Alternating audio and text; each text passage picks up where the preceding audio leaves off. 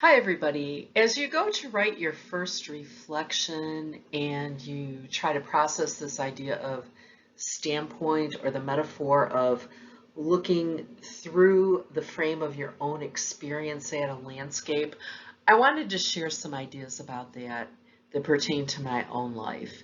Now, when you look at the world and you look at other people, we say that the frame you look through is made up of all your past experiences and all your current attitudes, everything that has formed your mindset.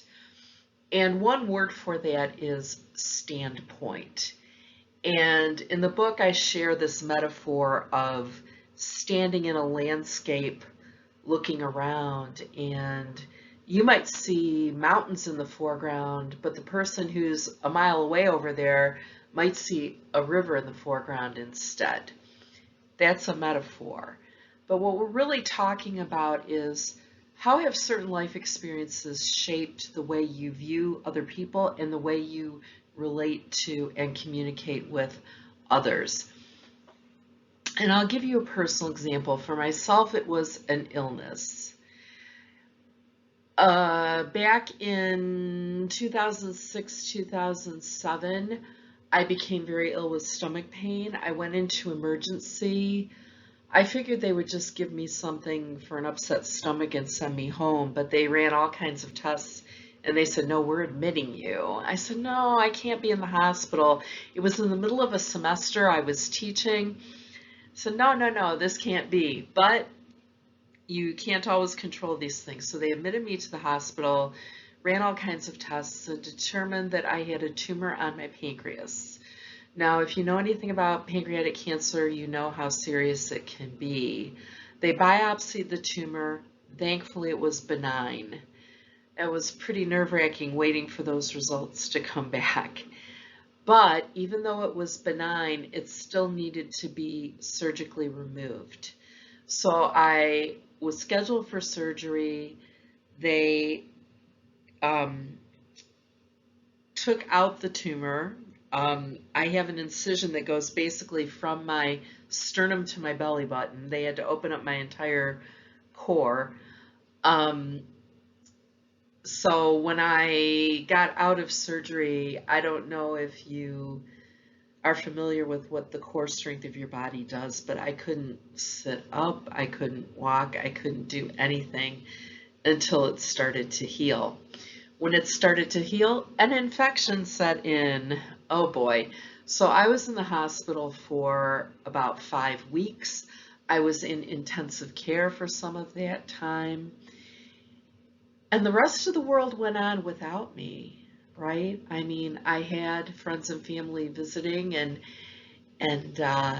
sending flowers and all that good stuff, but they had to get someone else to teach my classes in the middle of a school semester. All of my, private activities went by the wayside. I had pets that I had to get other people to watch. For a while there, my mom and dad were living in my apartment so they could be nearby to the hospital because they lived in a different town. Everything got turned upside down during that period of time. But it really changed me. It changed my life. It made me really reflect on what's important, what can I live with, and what can I live without. It really made me focus on not being so obsessed with the rat race of life and taking things a little slower. It forced me to reckon with my own mortality.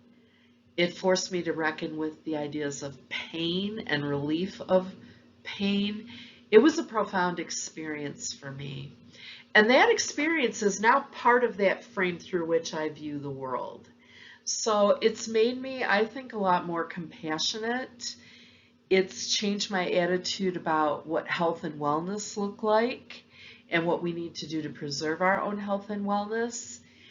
And it has made me reflect more on the importance of the job that I do and that I really think my work is meaningful and that sharing stories like this is meaningful and talking about how we communicate and relate to one another is meaningful. So that experience changed the way I see the world and the way I communicate with others, in that I think it has made me a little more understanding and a little more empathetic when others are going through similar kinds of difficulties. Because if you've never experienced it, you don't know. You don't know on a gut level what those things are like and what those events are like. So that's an example of standpoint from my point of view. Students sometimes talk about things like losing a family member or maybe their parents going through a divorce, but it doesn't have to be an unhappy thing. It could be getting a new sibling or an overseas trip you took that changed your perspective on life. Maybe it's getting a pet or becoming an aunt or uncle or moving to a new house or a new town. It can be any number of things, but it's something profound that affects you deeply, that changes the way you look at the world, and in turn changes the way you communicate with others. I hope that's helpful as you write your first reflection paper. Take care.